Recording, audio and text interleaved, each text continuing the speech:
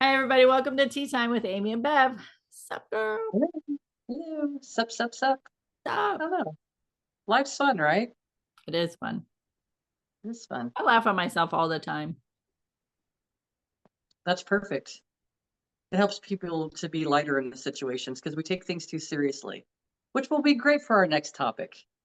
So, how we get so serious in life, I don't know how it happened because I spent most of my life being serious. There's pictures of me as a teenager, and they tried to take pictures of me, and I did not want any part of that. So there was angry faces that were captured on film. Son of a motherless goat. But anyways, some things I didn't have control over. Right? But when you think about all that stuff, we stop being a kid. And it doesn't mean that we're immature. It means we stop being a kid. So I've decided, as the money's flowing my way and I'm jumping on my jet to go wherever I want to go to, I'm going to go to all the places to go play. I'm going to go play everywhere. I'm going to go out to expensive restaurants and I'm going to order dessert only. I'm serious. If I want to eat freaking cheesecake for breakfast, I'm going to. We came here to enjoy this experience, and we got so caught up in, I don't know, so worried about being seen because we were to be seen and not heard, but that we were going to say something wrong or we were going to be judged, or we just got too serious. And a lot of spiritual people are too serious. They are. I have been one of those seriously spiritual people, really. But when I look at things are constantly in an evolution because as we grow, a lot of the things that we might have believed in at a time or another kind of shifts and it falls away because then we go on, we expand. So it goes to something else. And so I live out on 80 acres and as the money's flowing in, more properties can be bought because I want to buy up all the property that's around us and keep it as more of a sanctuary for animals. Just a good place for them to go to and keep the land as land. And but at the same time, I want to make a huge track, and I'm going to have these little freaking big wheels that are electric, and I'm going to be flying around on my big wheel, getting dirt in my teeth. So, I mean, that's my plans. These are big plans, and I don't care what anybody thinks because this is my life. These are my plans, and I want to play and have fun. I want to play and have fun all the time. I want to be able to go pick up my grandkids, throw them in our jet, and fly over to wherever and go play in the freaking water or go play with Legos. It doesn't even matter. Like I want to go play all the time because we've gotten too serious and light is meant to be lighter. And how can we have fun if we're always seriously looking for the fun? How can you seriously have fun? No, you can either have fun or you can be serious. They're two, they just don't go together. I don't know. I say that right now, but I might be seriously making some fun plans for the future. So who knows? I'm going to I'll have seriously to get back to you. have fun. We're constantly evolving. But no, we just take things too seriously and it's just life is not fun that way. It's very stifling, it's very limited. It's very resistant. It's resistant to change, it's resistant to everything. And if we're resistant to anything, we're resistant to everything. It's not a one and done. It's when we're blocking things, when we're protecting our heart because we've been hurt so many times, we're blocking out everything, all of it. We're not allowing it to flow in. Only what we'll allow to flow in because we're controlling, Yeah. but it doesn't have to be that way. So it's like I haven't got to play with cold. The whole family's been sick, so like really, I got over whatever I got over, and then it's one of them. I mean, it's been crazy. So and I've been helping taking care of whoever I can take care of outside of work and stuff. So, but it's just if I see it in my kids, they can be so serious about stuff. Everything is so serious. You talk to the grandkids and they're worried about they're talking about stuff that happened that's not even good stuff, and it's like we're focused on we've got it wrong. We've got it wrong. Go sit and think about what you did wrong. We've got it wrong. Go sit and think about what you did right. We've been not us, we don't have it wrong. We've been going through this process for a while, but now it's all kind of coming together and it just makes more sense. Yeah. In a class I taught about a week or so ago, um, they were there to learn about stress management. Of course, they get a whole lot more from me, and I don't know anybody in this room. Um, and so, of course, I'm talking about heavy emotions and how it's stored in the body. And people will show up in as teachers for us, pushing those buttons that we have that triggers us, where we have these reactive moments of anger or resentment or frustration or irritation and all the things. And so at the end of it, I said, listen, you're really, really good. You're really good. We're all really good, myself included. We're all really good at these heavy emotions. We got anger now. We know how anger operates. We got that. We know how guilt works. We got that. Like, we understand these heavy emotions. How about we live lighter? And you could just feel the energy of the room. It was almost like a breath and just a relaxed moment, like some tension was released just from hearing those words. It was giving a permission. If I would have said, I give you permission to live lighter, that would have just been a whole different message. But when I said, how about we all just live lighter? They could feel that. Like, you could just, I sensed like they could just feel those words and be like, oh, it's like when that light bulb goes off, you're like, oh, yeah, I guess I could. It's like, I have that option. Okay. Yeah. So Because you living. don't know until you know. Yeah. I like that. And it made everybody probably stop and excuse me, and think about things a little bit to allow themselves to have that process. Like, how about we practice that more often? Like, we have that option, but nobody's given us that option because nobody knew that option. Yeah. The only options, I'm not gonna say the only options, but the options that we were given was suck it up. If you want something to cry, I'll give you something to cry about. Go to your room Yeah. as a punishment because now Yeah. you're being shamed. Do what I Nobody want wants you to to see. do. Now you're being guilted into something. Being the people pleaser and the fixer. Like, we learned all that.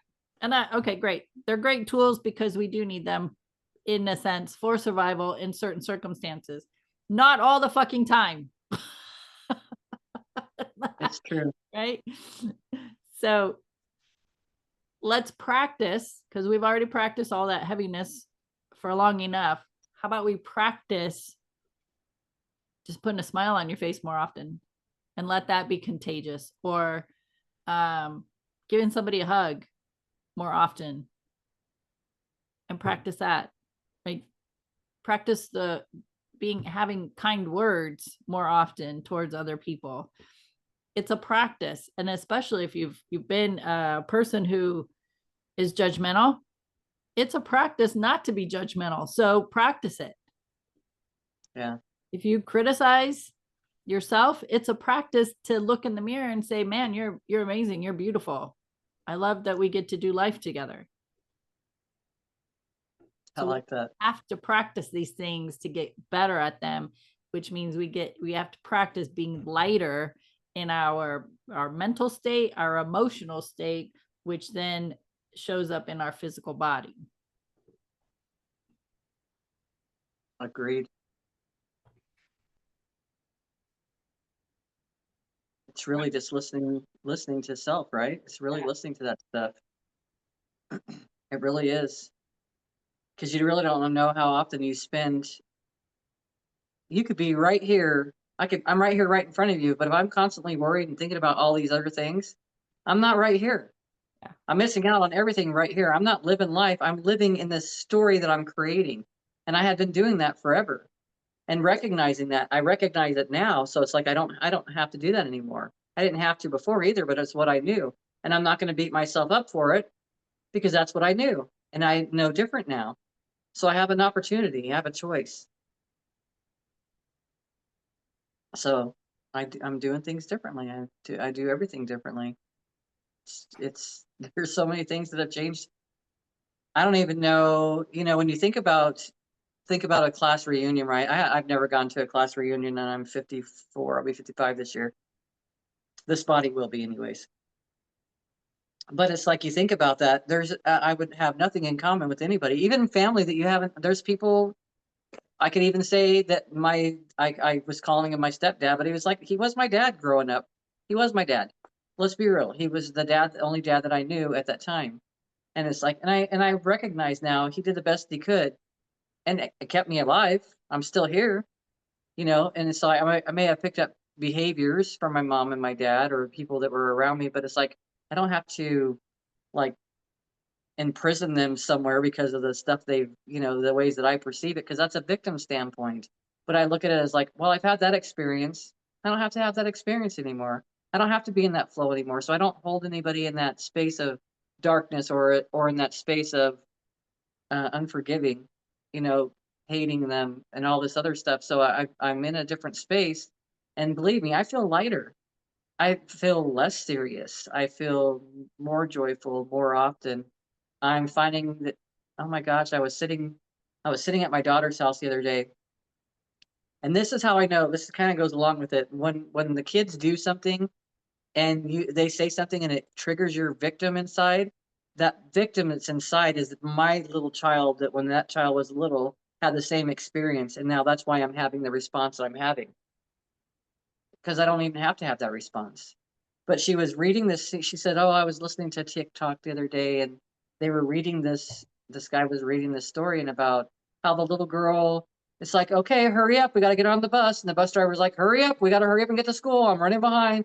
Get to school." And the teacher's like, "Hurry up, we got to do this." And she's like out on the recess getting ready to count some ladybugs up, but spots on the back, and the friend's like, "Hurry up, we got to go do this so we can eat our food." And then the teacher's like, "Hurry up, you got to do this." It's been that way all day long. And when she said this stuff, I had an emotional reaction. I actually kind of cried for a moment. Like, I welled up with tears and stuff. And I'm like, that was my whole life.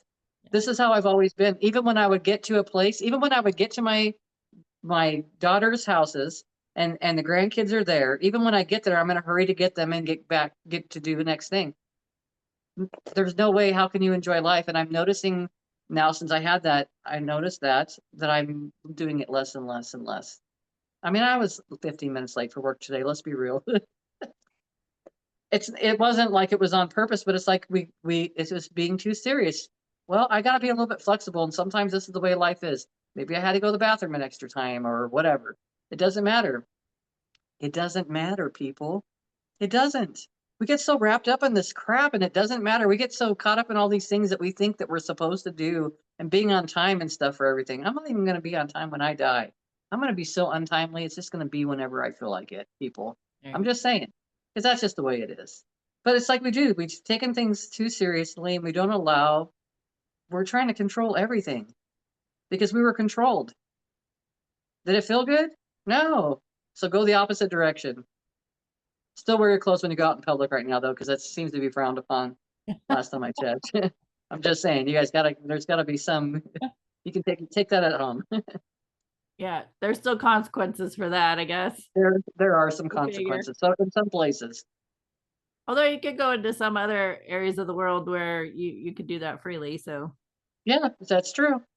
It's true. Again, it's a control thing, because bad things could happen, and all this other. It's like, people talk to me about stuff like that. AI is great because it can be beneficial in a lot of ways. It's just not to be reliant upon it 100%. We've got our own internal guidance. yeah. We do. Massage is great, but you can go to massage therapists that can use it as good, or they can use it as bad. It's anything. And it's like, well, I'm going to stand in my integrity, and I'm going to, do the best that I can every single time with every single person that comes in. Yep. So it's just like being open. It's not being so closed off and so fearful of all these things that are going on. Again, we're the creators. If we want to create things, what do you want to create from that space? I mean, AI can come in and clean my house all they want to. I'm good with that. Bring it on. That's I'll allow that. So, I mean, it's like, use it how you want to use it, right? If you want to write your stories and stuff. But to me, that's all great. But I mean, I have seen some of the stuff. It is actually pretty nice. But I kind of like to write my own stuff. I like it to be, I've told you before, when I read books, especially when someone does an autobiography and it's their information, or if they wrote it specifically themselves, their energy's in that book. Yeah. You feel it, it's palpable. And then if I was to write a book and then take AI and have them, embellish everything or, make it even look better, it's not going to be the same because it's not my energy. So it's like you're missing out on thing. Okay, AI can paint a painting that, like it's seen before. Okay, but there's no energy behind that painting. Like, think about these things. There's no, I was listening to this gal, she's a channeler, and she's talking about like, be with things that are organic. It's great to utilize the stuff that's out there, but it's not live. Do you know what I mean? It's not organic. And so it's just being in that space of, finding things that are organic.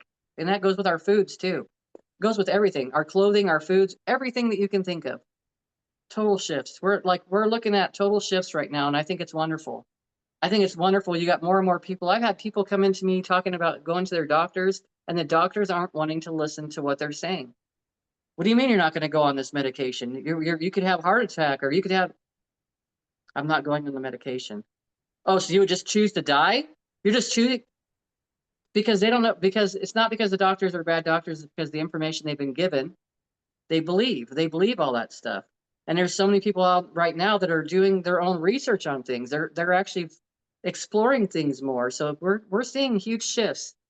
We could look at it as a negative and people pushing against other people, but it's like it's an opportunity for these doctors, whoever they're seeing, to explore some of the things that their clients are saying or their patients are saying, to like, to not know, because I was that person too. Well, I already know. So if I already know everything, I don't need any new information, because I thought I freaking knew a lot of shit, and I don't know shit.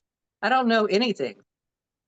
I have experiences that I could talk about, but that doesn't mean that I know. That means I've had an experience. And it's like there's too many moving parts in all this stuff. Well, it's a time now where and I think I started talking about this back in 2020 with the pandemic experience, that we're at a point where it is so vitally important that people start learning how to be more in tune. I got this light, you can see my blinds are open, so I keep shifting over and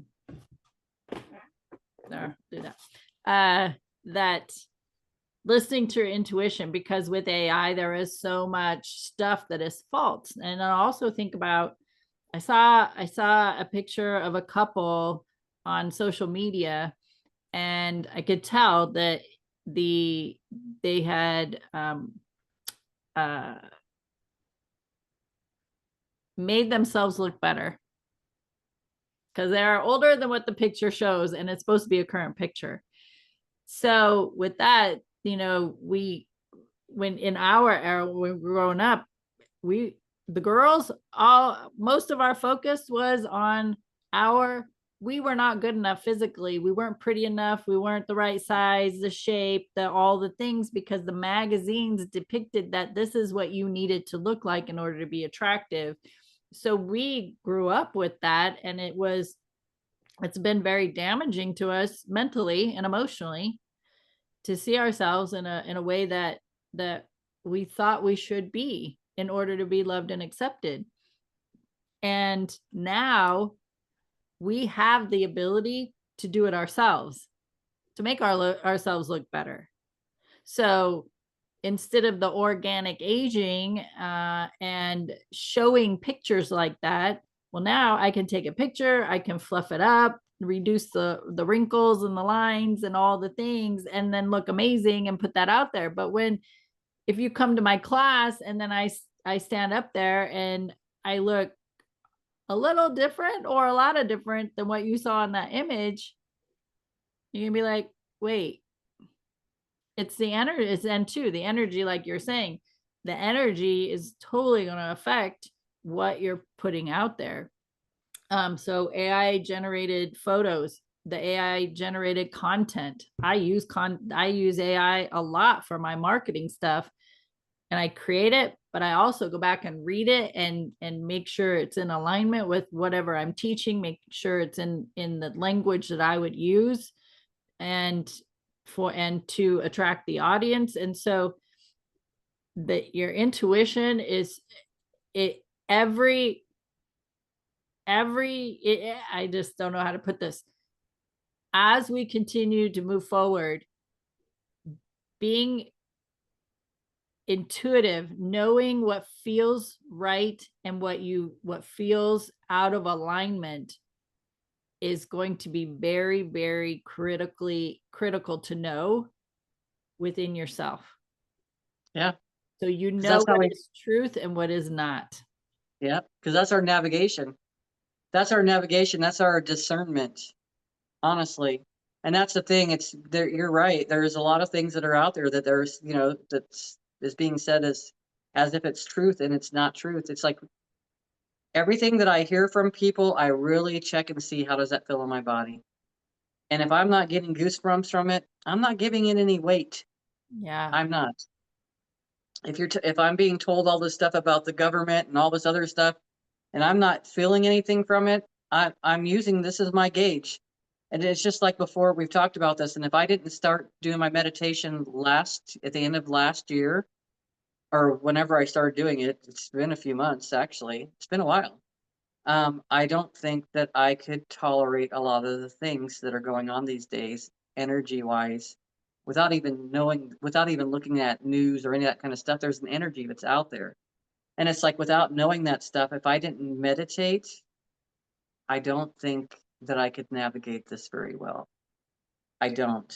And so it's been very beneficial for me to be able to be in that space and to be able to do that, where I go out of my way every day to, and if I can't get it in the morning to do my meditation, I do a couple times. I do it at night before I go to bed too.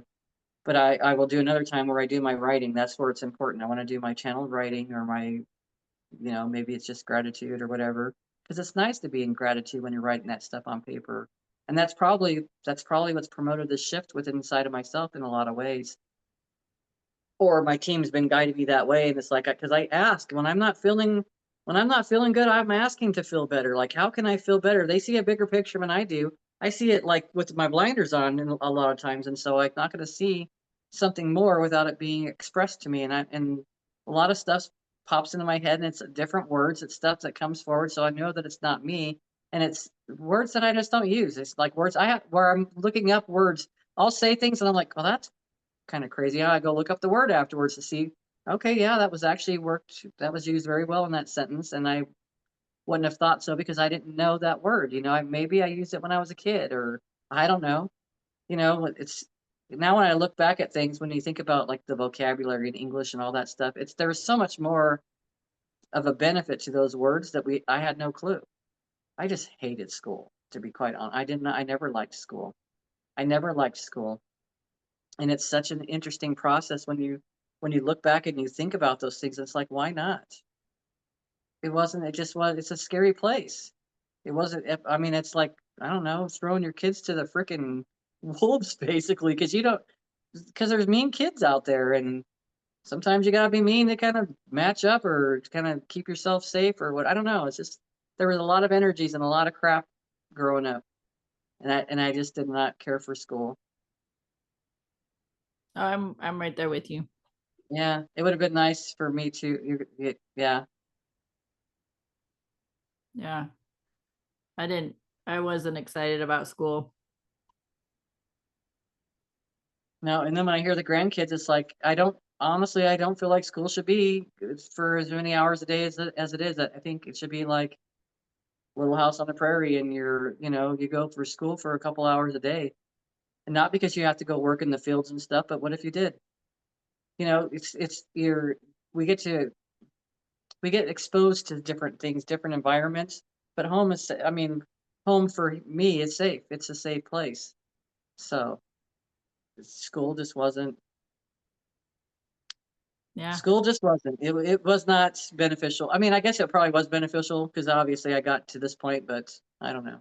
It just wasn't. I wasn't a match for that kind of environment, and I think it's because I was just so different, and then trying to fit into a space that I just didn't fit into, but didn't understand. And And it's not because I'm unique. I think a lot of us have felt that way. Yeah. It just Well, didn't and fit. then also for so many years, home wasn't safe. Yeah. And then you go to school, it's not safe at school, and then you don't know where to go or what to do. And I'm with you now. I'm like, I want to go home. I just want to go home. I got things Yeah. I can do at home and that feel good to me. So yeah. It's nice. It's nice to have that safe haven. And if you don't have one right now, for anybody that's out there listening, we just presented an opportunity for you. What does a safe haven look for like for you? It's like getting a notebook down and writing down all these things. Like, what does it look like? It's just like when you look about relationships, when you want to have that ideal person, or even if you're already in a relationship and things aren't going the way you like. Well, what do you see that you would? What do you want from the things you've experienced? That's the opposite of that. Yep. Maybe it is, I want to be holding hands all day long, or I want to be going for walks, or I want to longingly look into my partner's eyes across some candlelit dinner or something like that. Or it's like whatever. But we have it's our story. And that's the whole thing that, we talked about that a little bit in the last one, but I'll probably keep reminding people it's our story. And it's like you can be miserable and be a victim to your story because it's all our creation, or we can enjoy it and really start creating.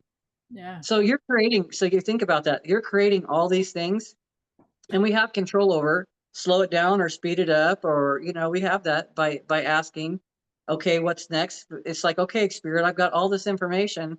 Which one should we implement first? Like, because what's needed in this time frame? And maybe for you, like a lot of us stuff, because like you don't know what's going to happen in a class, you can fly by the seat of your pants, and it might be you have this information and knowledge in you. Spirit might be like, hey, look at the third one you just wrote down. Do that in this group today. You may not even had a plan for it, but it's like it's organic, right? It's 100% whatever your flow and spirit you're channeling too. We all do it all the time. We all do it all the time unless we're constantly saying I think. I think means that you're pulling from up here. Yeah. Yeah, when people have a change in their life, they post it on social and it's like, oh, I'm starting a new job, or oh, I'm moving, or whatever. In the comments, I put, you're the author of your life. So make the next chapter amazing. Or I'm looking forward to hearing how the next chapter unfolds, or something like that, to encourage them to, just go and have an amazing time with it. Embrace it. Yeah. Yep. Okay, kids. Tea time with Amy and Bev. This is what we do. We show up, we have these conversations, or organic conversations. Bev and I don't prep for these. It was a spur of the moment. Hey, when do you want to do a Really well. recording? Let's do it now. Okay. And then, like, Bev and I, we typically don't talk on a regular basis, but we tend to have similarities in our experiences. And then we come together and it's like, oh yeah, me too. So we're on that Me Too movement, only in a different way. Yeah. We had the other Me Too movement too, but we're just like, we're on a different one now, different level now. Different energies for sure. Absolutely. So if these conversations resonate with you, be sure to subscribe to our channel, share the content, be resourceful. You can find us on many platforms. We're on YouTube, Facebook, Instagram, Google Podcast, Podcast Addict, iHeartRadio, Spotify, Spreaker. And so there's no excuse why you can't share a link to a platform about these conversations, or be brave and courageous and have the conversations yourself. So either way, we encourage you to just keep going and stay on the path of wanting to live lighter and choosing to live lighter, have lighter conversations, play more, laugh more, embrace life more. And just know it can keep getting better and better and better. So you just got to stay the course, keep focused on what you want and desire and your dreams and goals, and keep moving in that direction. So any final words? I say go out and find yourself an inexpensive, go to a dollar store and get yourself an amazing notebook. Find the fanciest, coolest pen and then go home and start writing all the things that you want to create in your life, how you want to see your relationships. What does the best relationship look like? What does the best boss look like? Maybe it's you. What does the best environment look like? What does your free time look like? What do your hobbies look like? Totally write it all down. Don't hold back, and don't make it according to, well, I only make this much money right now. If that's not a factor, it's not a factor. It's creating outside of that. That's what I say. Go And play. release the judgments. Don't allow those thoughts like, well, people will laugh at me, or somebody reads this, they're gonna think I'm crazy. It doesn't matter. It's not for them, it's for you. And just put it all down. Yeah, 100%. Absolutely. Have fun.